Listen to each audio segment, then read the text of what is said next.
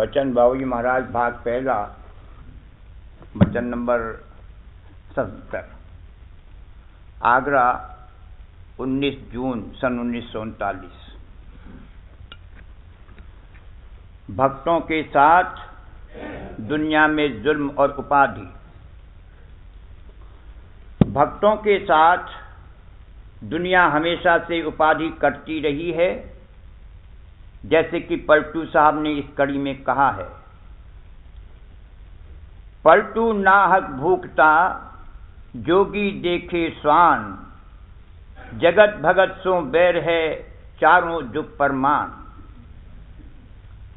संत साध महात्मा और भक्तजनों को दुनिया ने हमेशा तंग किया, हर तरह से उनको तकलीफ दी और दुनियादार बराबर इस बात के जतन करते रहे कि जिसमें सच्चे परमात्मा की कार्रवाई जारी न होने पावे।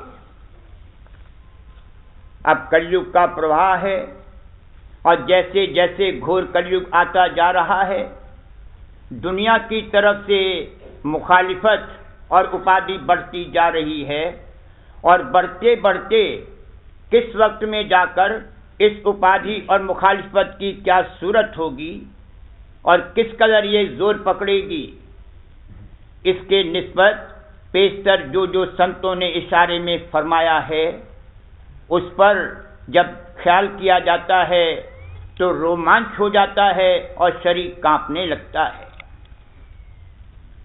ईसाई मजहब की तवारीख में जो पढ़ने और सुनने में आया है कि एक फिरके के लोगों ने दूसरे फिरके वालों पर क्या क्या ज्यादतियां, जोर, जुल्म वगैरह किए हैं, उससे कहीं बढ़कर जोर व जुल्म संतों और संतों के भक्तों पर आइंदा होंगे। जो सच्चा भक्त और परमार्थी होगा वही उनको बर्दाश्त कर सकेगा और भक्ति और परमार्थ के रास्ते से डिगमगाएगा और हटेगा नहीं। काल ये पसंद नहीं करता कि संतों का मत जारी हो, इसलिए वो हमेशा से संतों के मार्ग में रुकावटें डालता रहा है और डालता रहेगा। और जैसे जैसे वक्त गुजरता जाएगा, काल की तरफ से मुखालिफत और उपाधि का रूप भयंकर होता जाएगा। जब पहले पहल परम संत यहां पधारे थे, उस वक्त उनके और उनके भक्तों और सेवकों के पीछे छुआछूत और जात बिरादरी और घर वालों वगैरह की तरफ से उपाधि थी। जात बिरादरी वाले और घर वाले लोग रोकते थे और विघन डालते थे कि जिसमें सच्चा सत्संग न खड़े होने पावे और वहां कोई जाने न पावे। जो भक्त और सेवक वहां जाते थे, उनको उनके जात बिरादरी और घर वाले लोग तंग करते थे, तकलीफ देते थे, सैकड़ों तरह की बातें करते थे कि वहां ऐसा होता है और वैसा होता है, यह किया जाता है और वो किया जाता है, बदनाम करते थे, हंसी उड़ाते थे। और अब वह बंद नहीं हो गया है। जहां सच्ची भक्ति और परमात्मा की कार्रवाई हो रही होगी, वहां ये सब उपाधियां मौजूद होंगी। दुनिया ने कभी संतों और उनके भक्तों और सेवकों को चैन से नहीं रहने दिया और न रहने देगी, बल्कि रोज नई नई उपाधि पैदा करेगी। यह सब मालिक की मौज और मसलहत से है।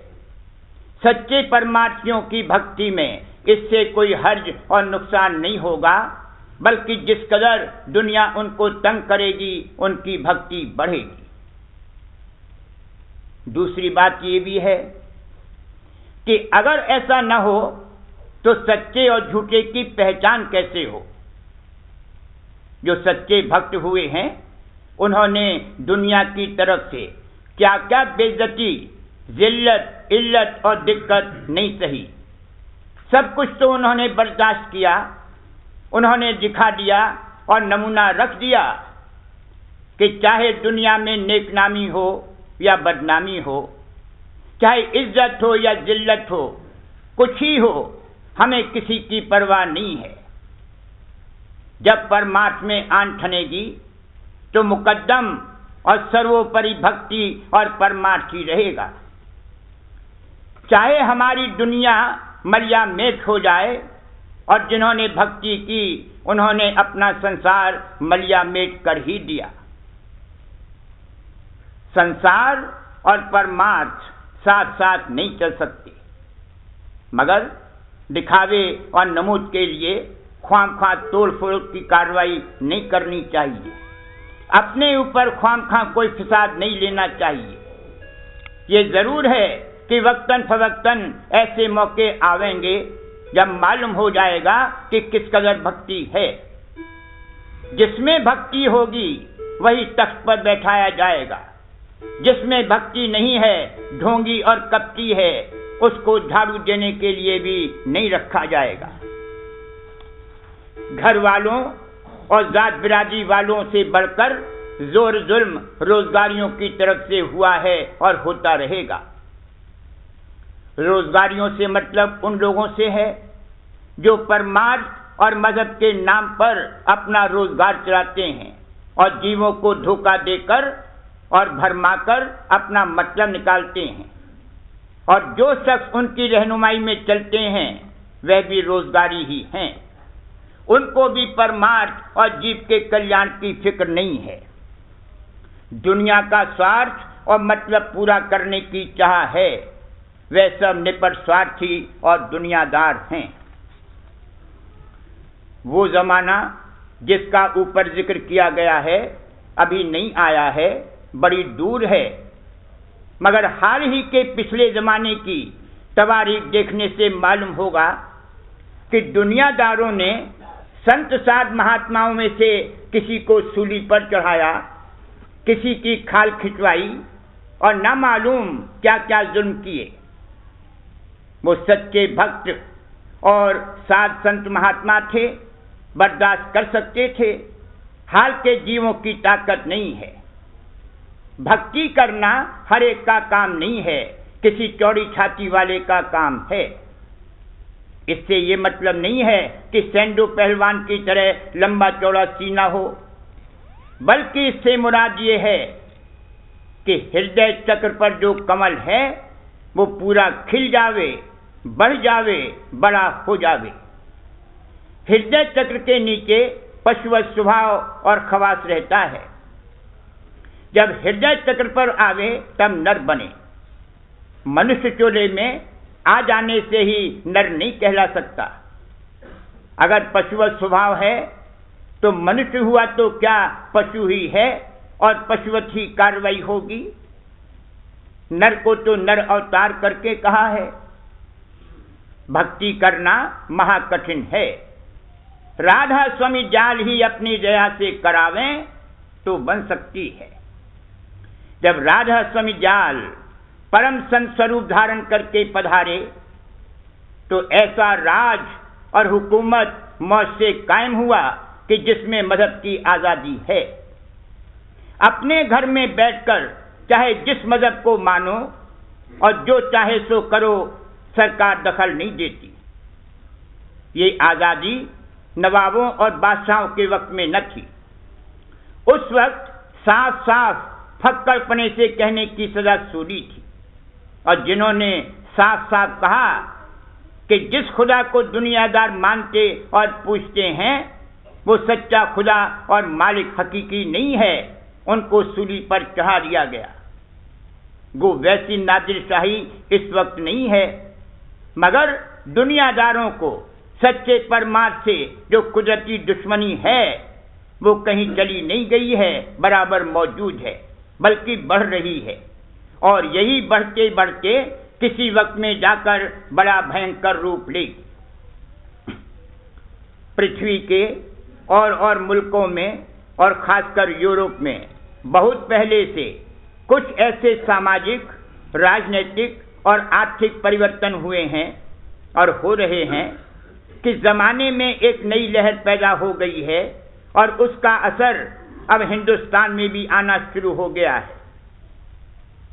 उन लोगों का कहना है कि अमीर गरीब, छोटे बड़े और ऊंच नीच का भेदभाव नहीं रहना चाहिए, और इसी तरह मर्द व औरत के भी हक बराबर समझने चाहिए।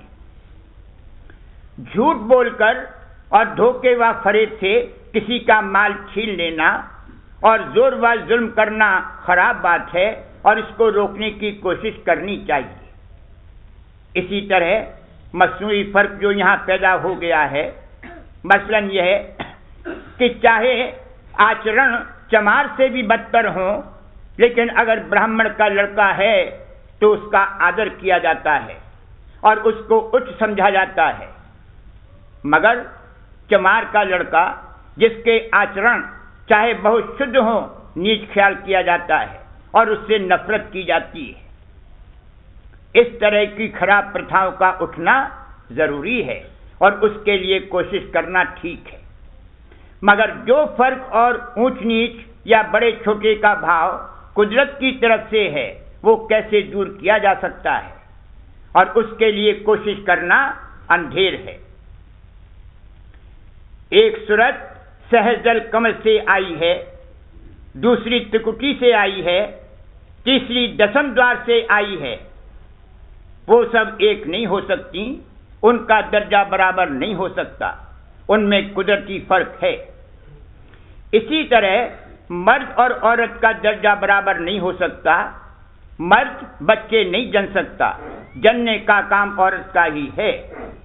उन लोगों को ठीक ठीक भेद और हाल मालूम नहीं है, और अगर उनसे कहा जावे तो उनकी समझ में नहीं आ सकता। औरत के ऊपर के चक्र हायर सेंटर बनिस्बत मर्द के कम डेवलप्ड जगे हुए होते हैं। सब चक्र कमल और पद्म बने हुए तो होते हैं, मगर दसम द्वार से ऊपर के चक्र स्त्री टोले में नहीं जगाए जा सकते। इसलिए स्त्री टोले में दसम द्वार के ऊपर गति नहीं हो सकती। ये मर्द और औरत का कुदरती फर्क नहीं जा सकता। ये जरूर है कि कोई कोई औरत इल्म व फन या किसी बात में मर्दों से भी ज्यादा चतुर और होशियार निकल सकती हैं, मगर सब नहीं, कोई कोई। लेकिन इससे मर्द और औरत का दर्जा बराबर नहीं हो सकता। वह लोग अपनी कुल ताकत, विद्या और बुद्धि औरत और मर्द को एक बनाने में लगा रहे हैं। इसी तरह और बहुत सी बातें हैं।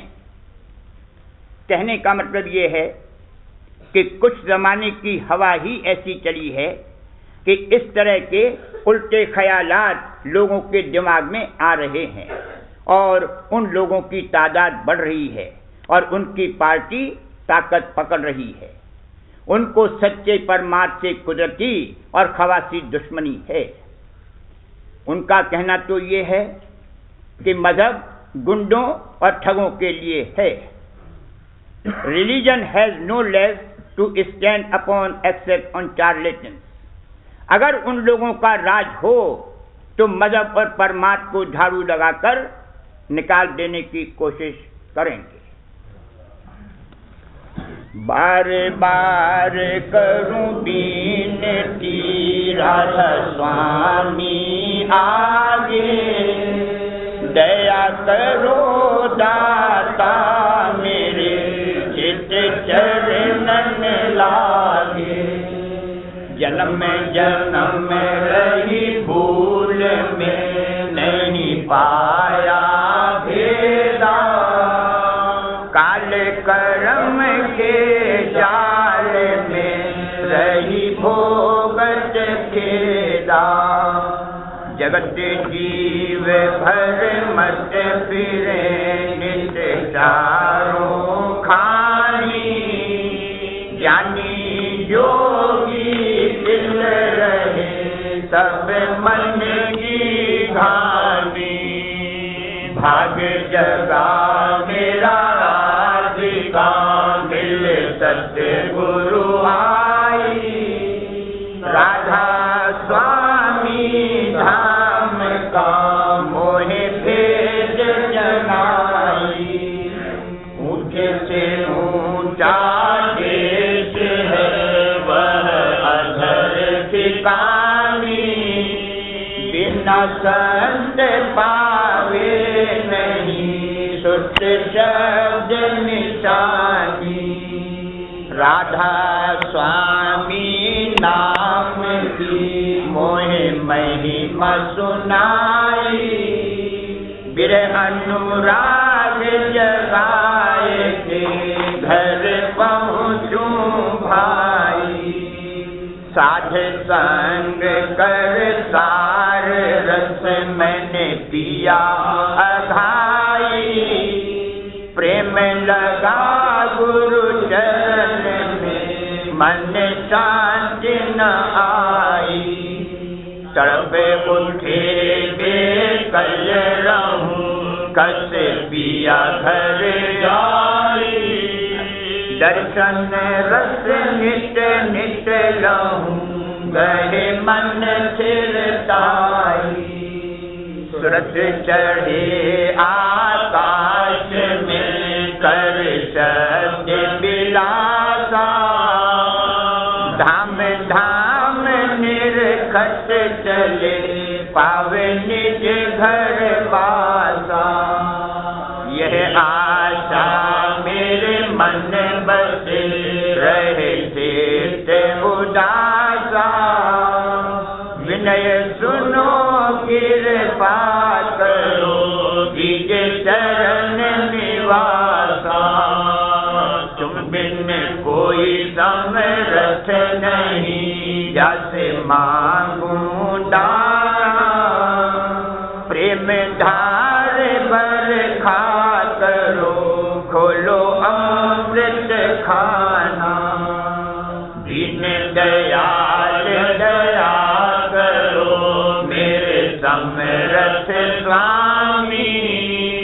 शुक्र करूं गावत रहूं नित राधा स्वामी। दीन दयाल दया करो मेरे समरथ स्वामी। शुक्र करूं गावत रहूं नित राधा स्वामी। शुक्र करूं गावत रहूं नित राधा स्वामी। बार बार करूं विनती राधा स्वामी आगे। दया करो दाता मेरे चित्त चरणन लागे। दया करो दाता